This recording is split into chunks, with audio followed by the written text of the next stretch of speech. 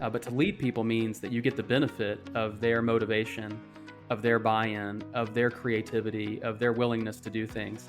And you cannot force people to be creative. You cannot force them to do amazing things. You might be able to force them to do small things or force them to do exactly what you tell them. But when you're really leading, you've empowered them to chart their own path that goes along with this shared vision.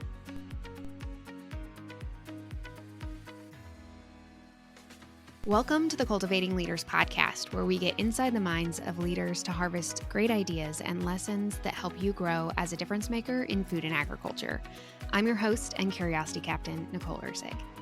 Today's conversation is about what it means to really lead forward, to stay grounded in purpose while growing through change. Our guest today is Blaze Currie, the practice lead for food and ag at Vivayic, where he helps mission-driven organizations rethink how they grow people, align teams, and adapt to a world that refuses to slow down. Before joining Vivayic, Blaze spent years leading in agricultural education and youth development, including serving on the National FFA staff, where he guided strategy and leadership programs that help shape thousands of young leaders. He's also a TEDx speaker, known for his thoughtful take on how people and organizations can learn faster than the change happening around them. Blaze, welcome to the pod. Yes, thanks for having me, Nicole. What did I miss from your bio? Well, so yesterday was my birthday and I turned 40. And happy birthday. Yes, thank you. And maybe as some insight, I got a couple of gifts. One was some utensils that I could use when grilling, like, smoking or grilling. Another was a very thick history book about about wars. And the third were tickets to see Steve Martin and Martin Short. So I think those three things probably give a good window into my life outside of work. I love that. That's a great way to add to the bio too. And where is home for you, Blaze? So I currently live in Raleigh, North Carolina. My wife and I have lived here about almost 3 years. Oh, awesome. I did not know that you lived in Raleigh. I'm glad I asked. My husband and I used to live in Raleigh. Small world. It's a beautiful place. I've really enjoyed it. Yes, it is. It's like the perfect place in North Carolina too. I feel like because you get the city, but you're like close to the beach. You can be in the mountains very quickly. It's a wonderful place to live. Yeah, absolutely. Yeah, a lot of people leave town on the weekends to go to the beach or to go to the mountains. Where I wanted to start, Blaze, this conversation is give us a little bit of background for someone who hasn't heard of Vivayic and who you are and what you guys do. Yeah, so Vivayic is a learning strategy organization. So we help nonprofits, for-profit businesses, K through 12 educational organizations with their learning design needs. So we design curriculum, we design training programs, we help audit leadership development programs. So kind of a wide range, but it's a family-owned business, and we have some really strong clients that we've worked with for years, and we like to help people with their learning design needs. So learning design sounds fancy. Tell me why an organization in agriculture needs someone like Vivayic. Yeah, that's a really good question. So agriculture by nature is fairly technical.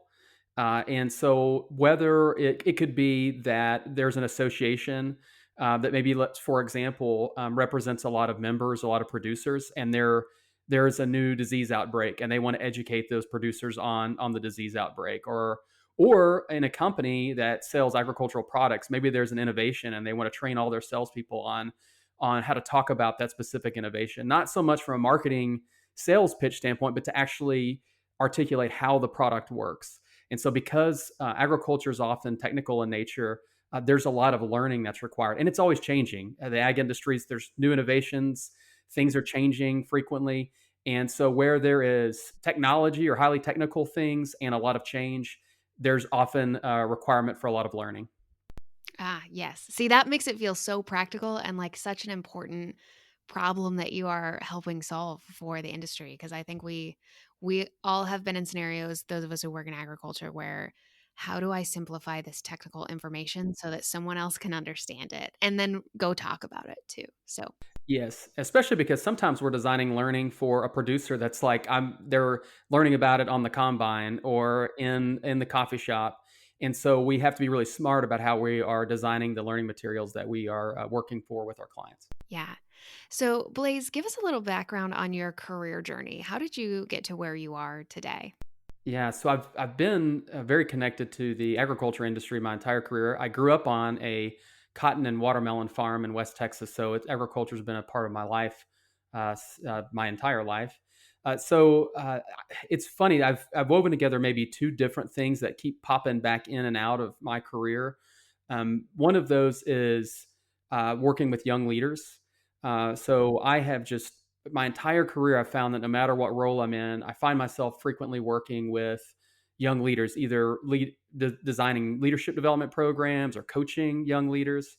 And the other part of that, I would say, is global agriculture. So I've spent quite a bit of time overseas, both in East and West Africa, in the Middle East. And so I've done quite a bit of international development work. And so those have kind of been the two golden threads of my career. And I'm really enjoying what I get to do now with Vivayic because I get to work with so many clients and companies that are doing so many things. I still get to work on both of those things, some international agricultural topics and with leaders in agriculture. Yeah, that's a cool cross section of things to get to work on. So, tell me, as you look back, what experiences, maybe early in life or throughout your career, shaped how you think and approach leadership? One of the most transformative experiences that I had was my first job out of college. So when I graduated college, I joined a team that went to Iraq, and we were an asset of the military. So this was in 2008. It was during Operation Iraqi Freedom, and so we were an asset of the military. In our job, it was a team of 12 of us. We were called Team Borlaug, named after Dr. Norman Borlaug. For some of your listeners who may know who Norman Borlaug is. And our job was to do agricultural assessments for the military. They were trying to rebuild Iraq, and so they were focusing a lot in the agriculture sector, and they wanted some experts. And I was young and fresh out of college, so my job was to interview young farmers in Iraq and try to figure out, what were their challenges, what were their opportunities. And there was many transformative moments in that experience, but one that stands out to me was one day we were in a caravan going to interview some farmers, and a bomb went off near our caravan. It was an embedded explosive device called an IED, and thankfully no one was hurt. But as soon as it went off, the soldiers began to try to figure out who planted this device, and ultimately they apprehended this young man who looked to be about my age, and he had a wife and little children, and I saw them kind of detaining him. And later that night, I was talking with the rest of the team, and I just thought, like, I was saying things like, I can't believe he did that. Like, why would somebody so young with so much life ahead of them throw it all away? Why was he so angry to plant an explosive device? And I had these really amazing mentors. They asked really good questions. And so they started asking me, like, well, he's about your age. If you were in his shoes, why might you do that? And so I Oh, started thinking about it, and I'm like, that's an well, intense reflection process. yes. I'm like, well, probably he doesn't know who's going to be there. How long is the US military going to be there? Who's going to be left when the military leaves? Was his family threatened? Was he offered money to do this? Maybe he hoped that no one would get hurt, but he was encouraged to do this by a group that he was scared of. So I started thinking about all that. And actually, the best way I can describe the lesson I learned is from the recent television series Ted Lasso. I don't know if Oh, you're I Ted love Ted Lasso. Lasso, yes. So there's a line in Ted Lasso where he says, "Don't be judgmental, be curious." And that experience in Iraq and many since then have just reinforced for me the value of curiosity. And many of the leaders that I've met in my life that I really admire and look up to, they have different styles, they have all kinds of different attributes, but one thing they all share is they're just innately curious people. And so that would be the lesson: don't be judgmental, be curious. Oh, that is something I feel like, as Savannah and I have done many of these interviews, continues to come up again and again. And it sounds like for you, it's something you've had to develop some of that curiosity. Do you have any, like, what are questions you ask yourself today to kind of spark some of that reflection? Or do you have a favorite question that you like to ask as you think about developing and making that curiosity a practice? Yeah, one one little tip that I try to do is ask why 5 times. Sometimes we ask why, and the first answer is we settle on that. But usually if you why it's kind of like a child, like if you think of like a little toddler, but why, but why. I think that it's like there's so much surface area to open-ended questions. So I think one is asking why, asking open-ended questions I've found to be very helpful. But then the other is just trying to put myself in someone else's shoes. And there's no, I mean, I'm not saying I do it all the time or that I'm perfect at it, but I find that I'm better able to help lead or problem solve if I can take a moment and not ask how would I do this, but ask like what might be going through their mind, what's their experience. I find it just extremely helpful. Yes, absolutely. I love questions, but is there any other way that you have developed that sense of curiosity, or really worked to strengthen that muscle throughout your career and leadership journey? I think when you put yourself in places that are uncomfortable, that curiosity becomes a natural tool. So for me, it's been international travel, but it doesn't have to be international travel. I think when people are the first to raise their hand to say, "I'll go try that out," or I'll see what that's all about. I think those kinds of experiences where it's a little uncomfortable, it's outside of the ordinary, it there's something that it awakens kind of the child in you that wants to know what's going on, why is this way, and I mentioned Norman Borlaug earlier. The good fortune to get to know him before he passed away because he was a professor when I was at Texas A&M University, and so in Dr. Borlaug, was the first kind of agriculturalist to win the Nobel Peace Prize for his innovations in agriculture. And I was talking to him, and he was in his 90s, and like you would think that that he would. I'm like looking at this hero, saved a billion lives with his innovations. And when he would talk to me, he would get very specific, like, you grew up on a farm. What kind of wheat, how much wheat does your dad grow? Does he have this wheat rust disease? That's like, he was just innately curious. And I just thought to myself, like, if at 90 years old, after seeing the world and being the father of the Green Revolution, if you're waking up every day and asking tons of questions, like, there's something key there. And I just admire people that never quit learning. Mm. Amen. And I think that's a key part of leadership. Like I've often been told, like leaders are readers, but it's really leaders are learners and continuing to like your journey's never done, and there's always another tool or story or interaction or podcast, to listen to help you along that way.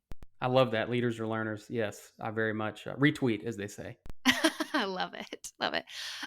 So I want to ask a little bit about the international side of your career because you obviously have had some incredible experiences. How have your international agriculture experiences shaped the way you look at American agriculture? Uh, well, one thing that I think that across the world, farmers are very similar. That we think we're very different, but we're all dependent upon the weather. I don't know exactly why or how this came to be, but there's a deep family connection. So everywhere across, there's just a deep family connection to agriculture in many cases. And there's a lot of like richness and tradition. The traditions may be different, but there's just this value of tradition. And it's an ancient, it's the oldest industry in the world, right? So it's like there's just I think the thing that's always surprised me is no matter where I've traveled, when you're working with farmers, there's so much they have in common.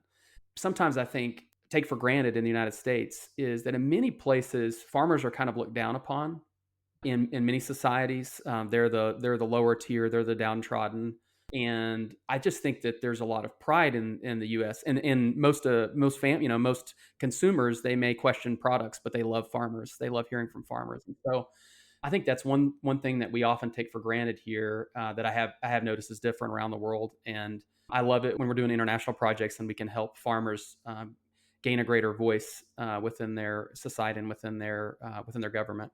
Yeah, I never would have thought about that, Blaze, but that's in it in the United States. Yes, farmers are heroes in a lot of ways, or the the idea of living on a farm is aspirational for a lot of people, and they're a very trusted voice from the consumer standpoint.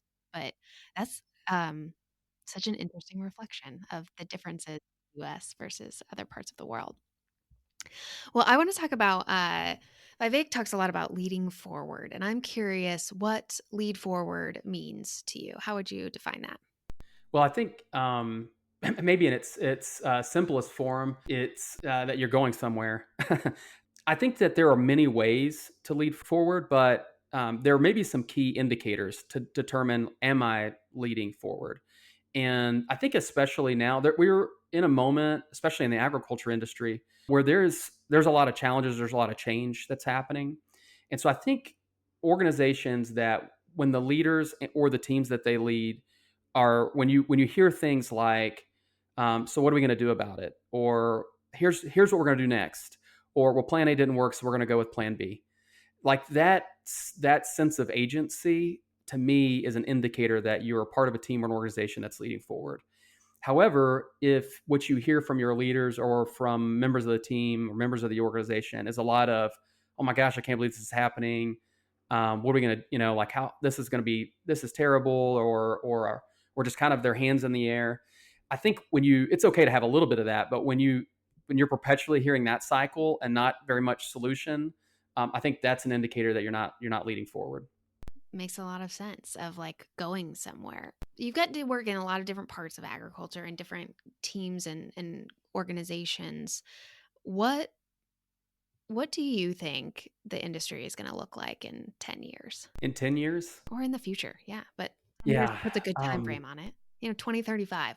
Yeah. Well, I think there's going to be some pretty major leadership transitions that occur, both from the farm gate all the way to the associations, local farm cooperatives, all the way to the some of the major ag companies.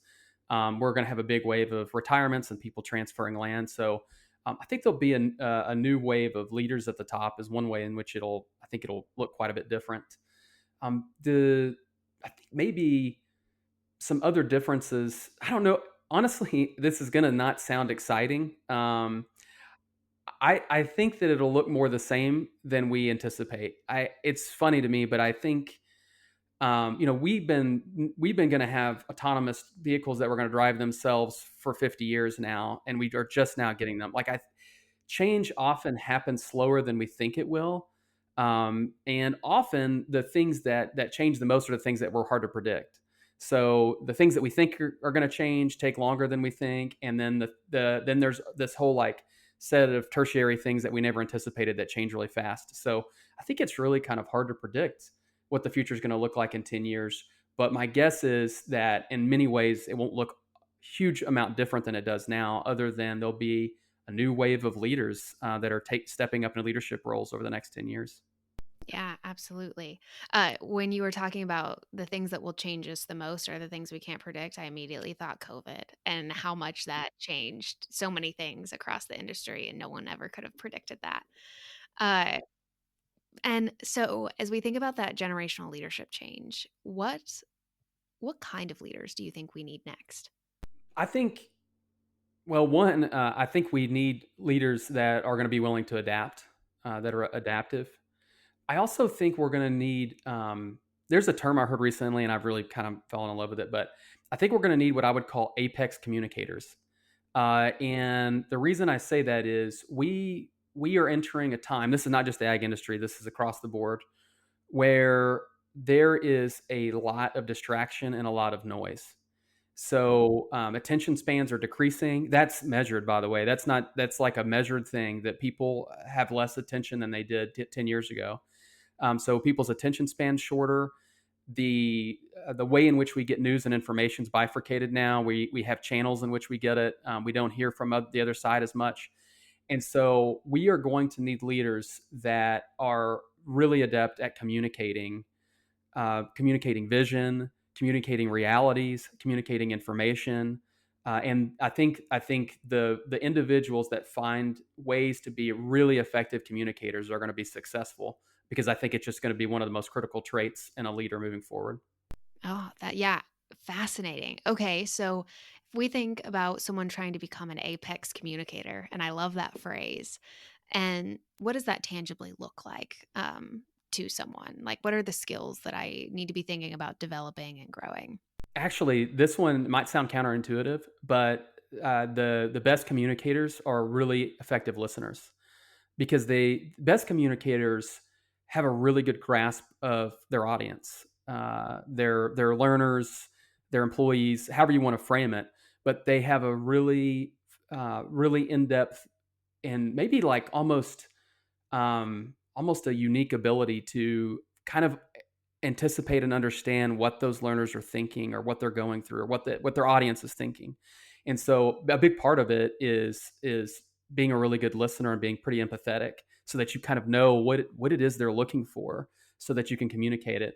I think the other thing is going to be very clear and not wishy-washy or blurry. Especially, I think there's some evidence or some research around this youngest generation that's entering the workforce, and they really have zero tolerance for whitewashing something, like pretending something's they want you to tell the truth and they want you to be direct about it. So I think being really good listeners and being able to articulate the truth in a compelling and direct way is going to be really important in terms of communication and for leaders in the future. I agree with that. I think a lot of people just tell me the truth, like not all the rosy sunshine, rainbows, unicorns. Like if it's bad, tell me it's bad.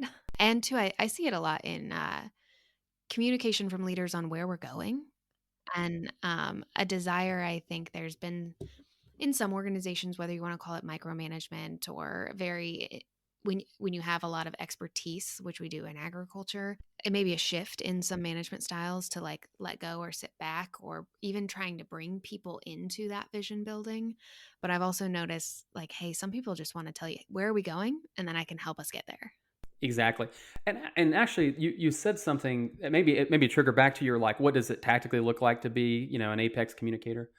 I think so. One of the phrases that's just really stuck with me that is part of learning design actually is that we are feeling creatures that think, not the other way around. So we need people to touch our limbic brain when they're communicating to us. We can rationalize things, but if you want us to be motivated, if you want reaction, you have to touch into that limbic brain, that emotional part of the brain where we feel something.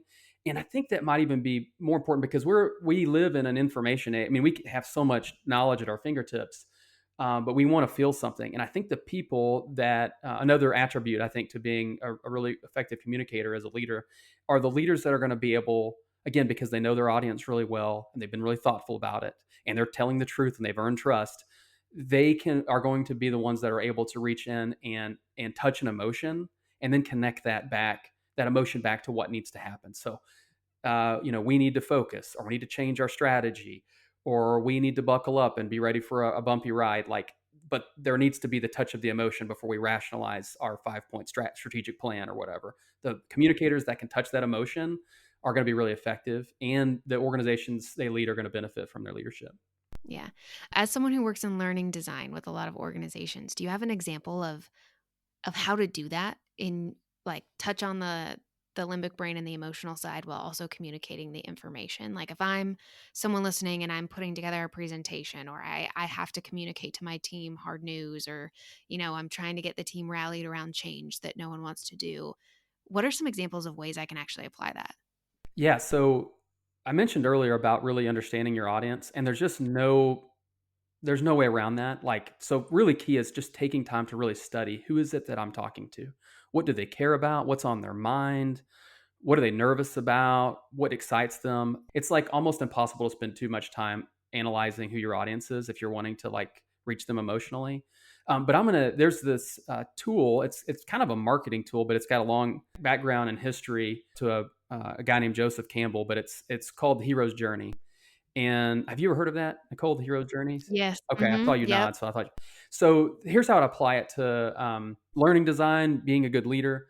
So often, like when you're a leader, like you're not the hero, the audience is the hero. So if you want to reach them emotionally, the goal is to spark in them what the hero's, all the hero's journey is like. They need to see themselves in the hero that you're describing. So when you describe the future state that we've overcome this challenge, they need to see themselves as being the ones that have overcome that challenge. Or or when you're describing the future state of, hey, this next 2 years is going to be hard with the commodity prices the way they are, but this is how we're going to get past it. They need to be able to see themselves as the ones that are helping solve that problem. That they need to be to see them. If they see themselves as the hero, it touches them emotionally. Yes. So I use the hero's journey from a marketing standpoint in that your business is or your brand or your product is never the hero, the customer is the hero Exactly. and you are the guide. And so like the customer is like Katniss in the Hunger Games and you are honestly hey Mitch like and Yes. being that role whether you're in marketing or trying to lead a team, I think helps in and I think it's hard in leadership too because you want to be the one that alleviates pain from other people, but if they can't see themselves on the journey of overcoming the thing, then it's not a hero's journey. It's a you pulling people along. Yeah. Yeah, and I think you're not really, you're not really leading people at that point. You're directing them, but to lead people means that you get the benefit of their motivation, of their buy-in, of their creativity, of their willingness to do things. And you cannot force people to be creative. You cannot force them to do amazing things. You might be able to force them to do small things or force them to do exactly what you tell them. But when you're really leading, you've empowered them to chart their own path that goes along with the shared vision. And that the hero's journey is a great, just how you described it. You're the guide, they're the hero. That is just so powerful to be able to unlock so many others to join you on that journey. Yeah. And I think leadership often comes with a pressure, and there's privilege and pressure, but it's also sometimes a burden. And knowing that, like, if you are directing, then all of the pressure and all of the burden is on you. But if you're guiding, then it's a shared carrying of all of it. That's to me how you get like 2 plus 2 to equal 6 instead of just 4 kind of thing. Yes, I couldn't agree more. So the other thing you talked about that the leaders of the future will need is adaptability. One, I'm curious from your own leadership journey, how are you someone you would describe as an adaptable leader? Is that a skill that you've had to build over your own personal journey? I've had to, yes, for sure had to build it. I don't know if it's a situation where I don't, I think I think it was through trial by fire, School of Hard Knocks. I've talked about international work earlier.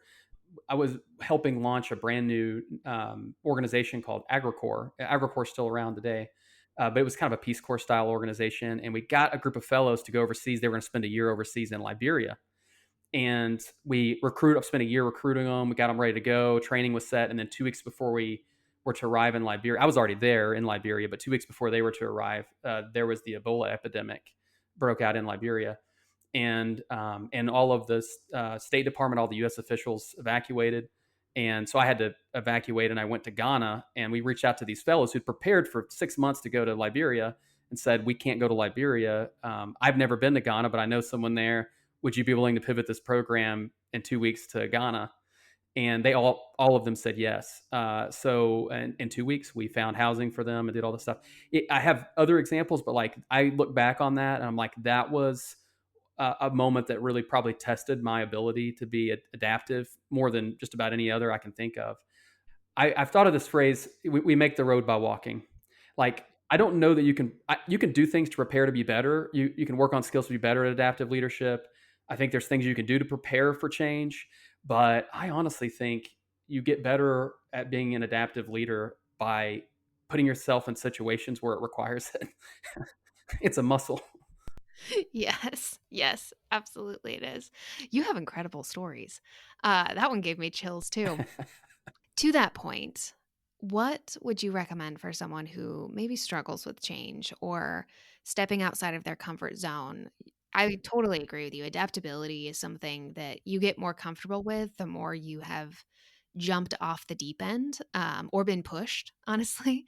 But I try to balance that myself with Miss Savannah's heard me say this several times where I don't like to baptism by fire people unless unless it's unavoidable. I think there's a lot you can learn when you push yourself off the deep end. But for anyone who's maybe scared to jump or maybe struggles with that, or maybe for a leader like me who potentially protects their team too much from some of that, what advice would you share to to grow the ability to be adaptable when the situation needs it?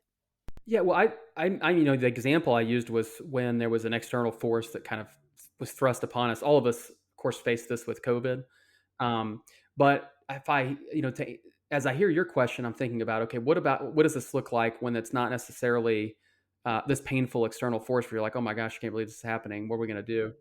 And I think that there are ways in which you can work on the muscle of adaptability without it being painful or without there being some sort of like crazy external force thrust upon you. Some ways that I have seen leaders do a really great job with this is leaders that continually ask tough questions of themselves and of their team, not like ones that are dangerous or ones that are extremely uncomfortable. But what I mean is just like, are we doing like continually ask, are we doing the right things? Are there ways that we could do this better? Uh, and teams a, that have built a relationship and a trust to a degree where they can have a lot of candor. I think if you can combine those things where you're asking challenging questions, you've got a lot of trust amongst the team, and you've created a space where there's a lot of candor and people speak openly and freely, like you have prepared yourself to be pretty adaptive because you can anticipate changes earlier because you're asking really tough questions. You're willing to change because you're able to talk through the things you're worried about with change, the things that concern you, the things that excite you, and you trust your team. You're not doing it alone to go through that change together. So I think those are some of the muscles that you can exercise all the time or consistently, and that prepares you to be better when you need to change.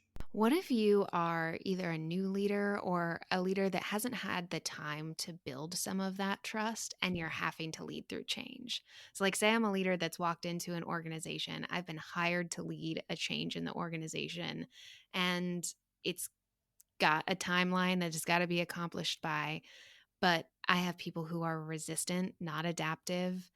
Any tips for leading through that kind of scenario or how you move to adaptability on a faster timeline than sometimes trust is? Like, trust takes time and investment and, time together. And, or maybe what I'm asking is like, is there a hack to speed up trust? I'm glad that you've kind of followed up with the second part because my first answer, my initial answer to your question was going to be, if you don't have time to build trust, then um, what are you trying to change, or what's the impetus? Because I think that there is time to build trust. You have to make it, but there is time to build trust. And honestly, the trick is I don't know that there's a hack. I wish there was. I wish there was a simple answer. I think you can do things that look like you're building trust. You can create some. There's some hacks that are performative, but again, we mentioned this earlier. I think we've got people now, a generation that's entering the workforce, and many of us now that we can smell out something that's performative and not real.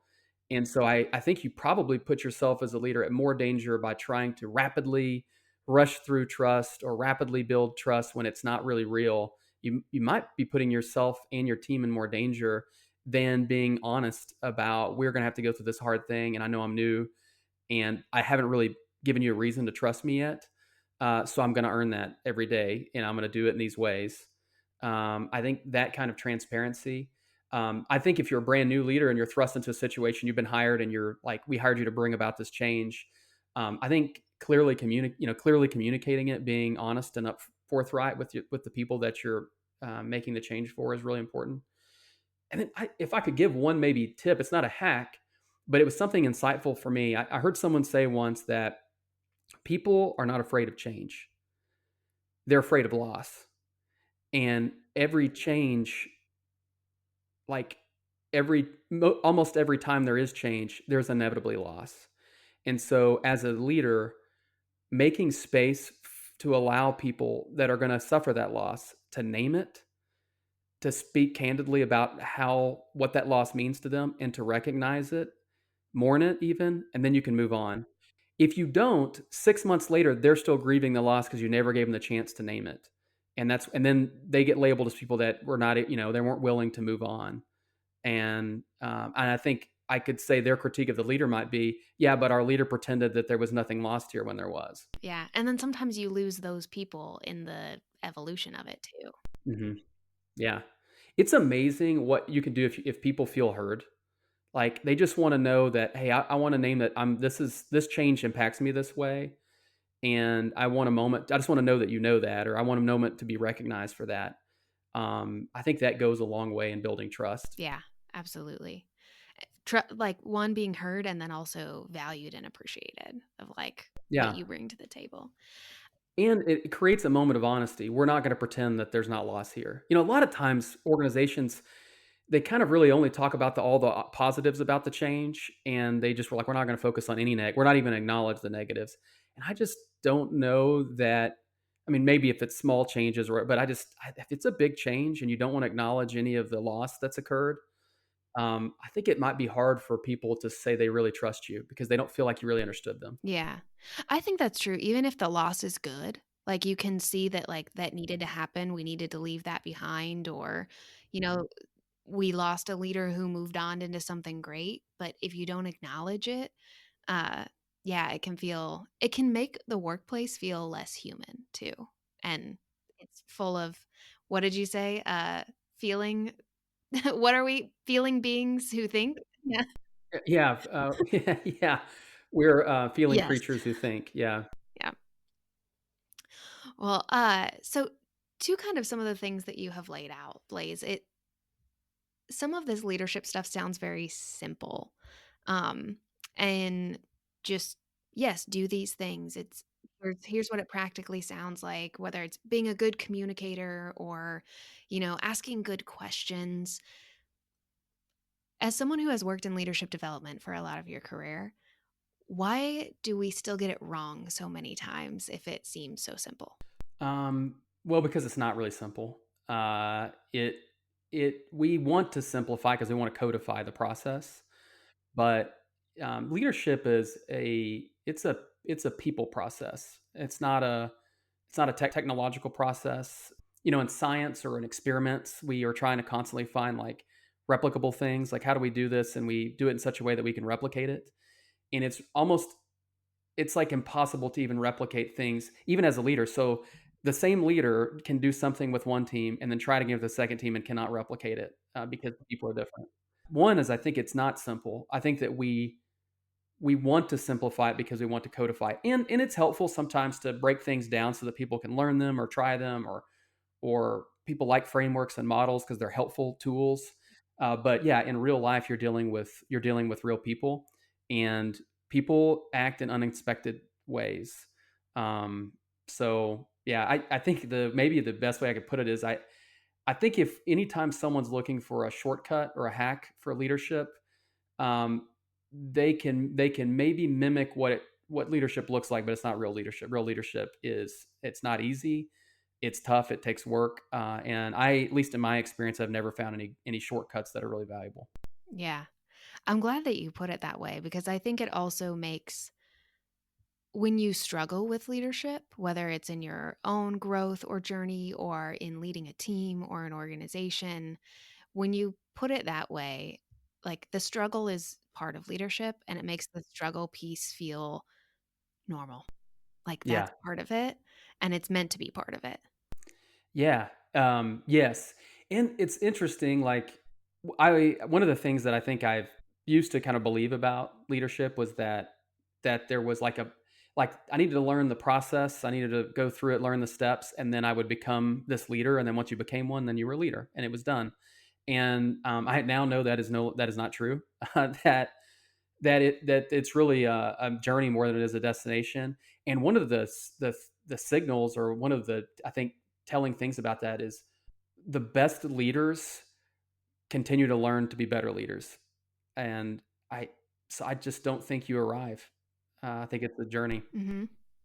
What is your favorite way to learn yourself, or what is something you are working on learning right now in your leadership journey? So right now I'm working on getting a professional coaching certification, and it's awesome. I really love the program that I'm in. I'm about halfway into it right now, and it's a lot of fun.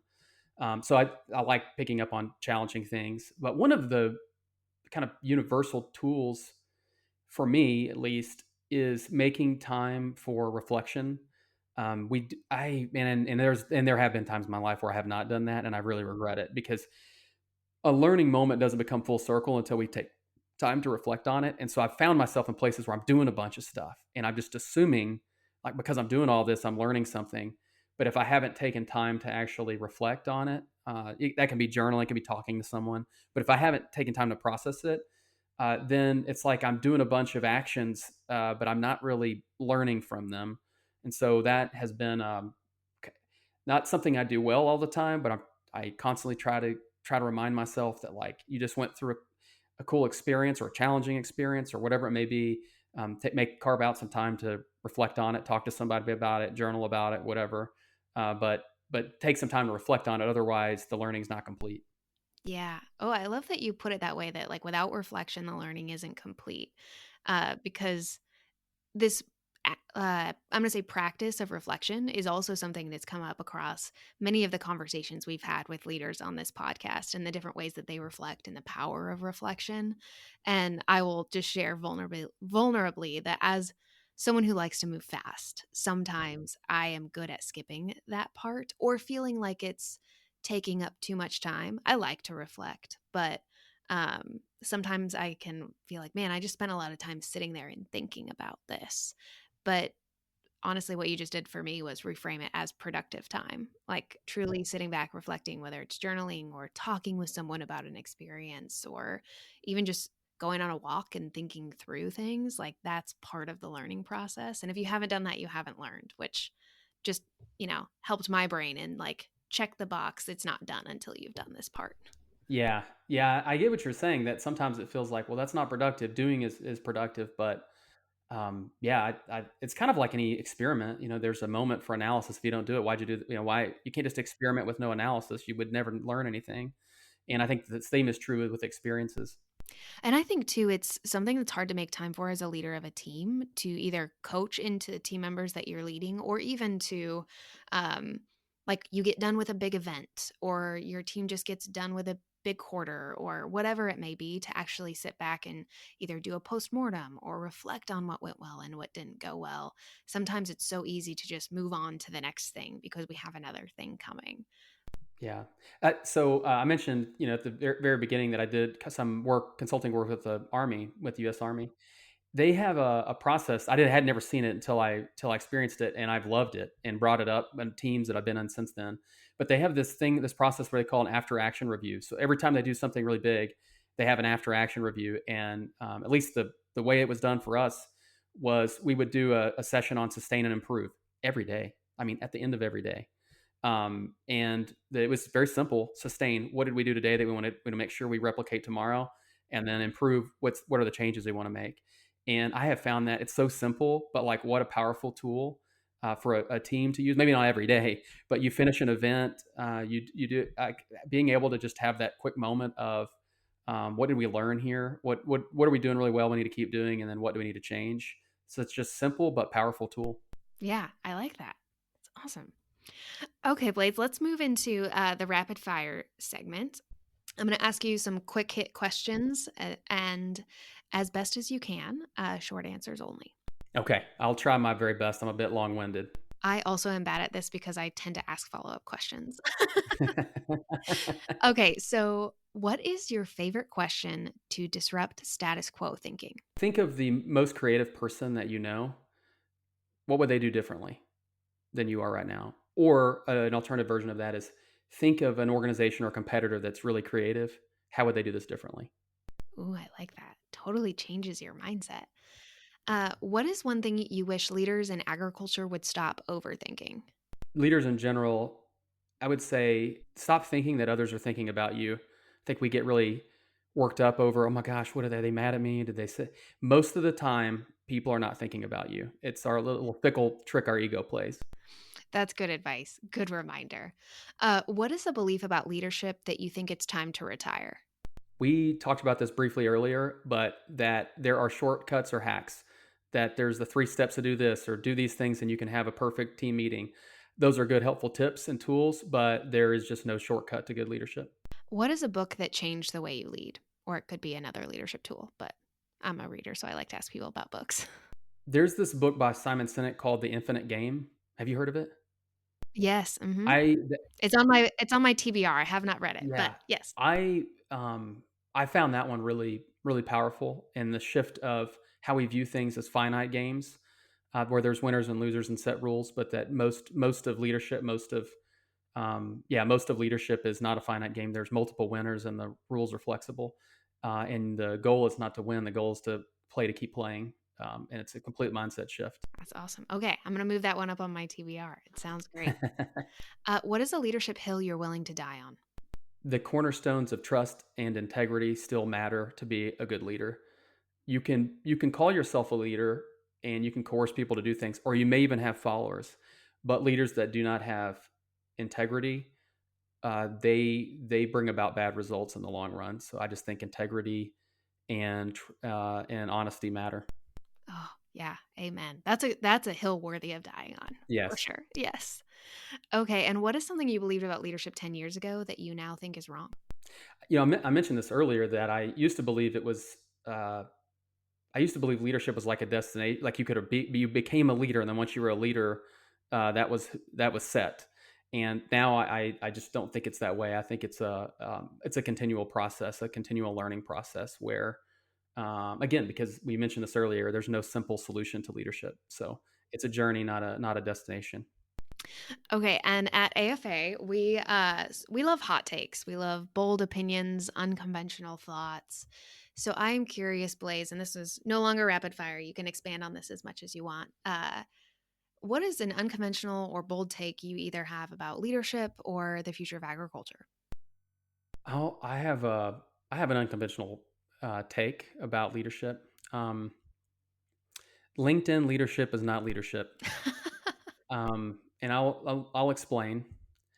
But I think we have entered a phase in the last several years due to social media and technology where it is really easy to project. It's performative leadership. It's to project I'm a leader to the outside world because that's easier than actually being a really good leader. Being a really good leader is hard. It's difficult. It's challenging, but being one on social media and looking like a leader is easier. And so I would say that having like a really slick LinkedIn profile and having a lot of, not that there's anything wrong with that, but having those things is neither necessary nor sufficient to being a good leader. There are many amazing leaders out there who are unspoken heroes. They are not like, you cannot find them online, but they are doing an amazing job because it's not necessary to project yourself as a leader to be one. And there are many folks out there that I think project themselves to be amazing leaders, but if you talk to the teams they're leading, they're struggling. So it's also not sufficient. So LinkedIn leadership is not necessary, nor is it sufficient. That's my hot take. I love that hot take. I think it's one more of us could hear, both from an encouragement standpoint of, looking at people who are doing that kind of work and Hmm. sometimes being like, oh, should I like find a way to fit that into my life? And also just a reminder that not everything you see online is real. And some of the like real leadership happens people to people, not necessarily on LinkedIn. Yes. Maybe just to like add a little bit on there, I love asking people questions like, well, who's the best boss you ever had or best leader you ever had, and one of the things that comes up a lot is people will say, I had this one boss that said all the right things and like outwardly people like just would you would think would be a good leader, but like just didn't I don't think cared about me, didn't really lead our team well. And on the other hand, they'll say, I had someone they didn't always say the right thing, they weren't the most polished, but man, like I would love to work for them again. And so it just reminds me that's one of the reasons why I think I brought up that hot take is that there's some really amazing leaders out there that may not look like it. Don't judge a book by its cover. They may not look like it on the outside, but they really are. Such a great reminder for all of us. Well, Blaze, this conversation has been so fun. You have incredible stories, and I am so glad we had you on the podcast because not only did I get to learn from you, but I know our listeners will absolutely enjoy this as well. At AFA, we're all about building bridges. So, where can people connect with you and learn more about you and the work that's happening at Vivayic? Nicole, do you wanna hear some hypocrisy and something ironic? Best Yes. place to find me is on LinkedIn. You do have a good LinkedIn presence, though, and you do write some really good articles. So it, I think anyone who's listened to this knows it's not performative. yeah, that is just too funny, the timing. But honestly, that is probably the best place. The other thing, yes, I like to publish. I like to think and write about leadership, so I publish some things there. You can find them on Medium. And then the other thing is like Vivayic, we call leaders agenda movers. Is our term internally.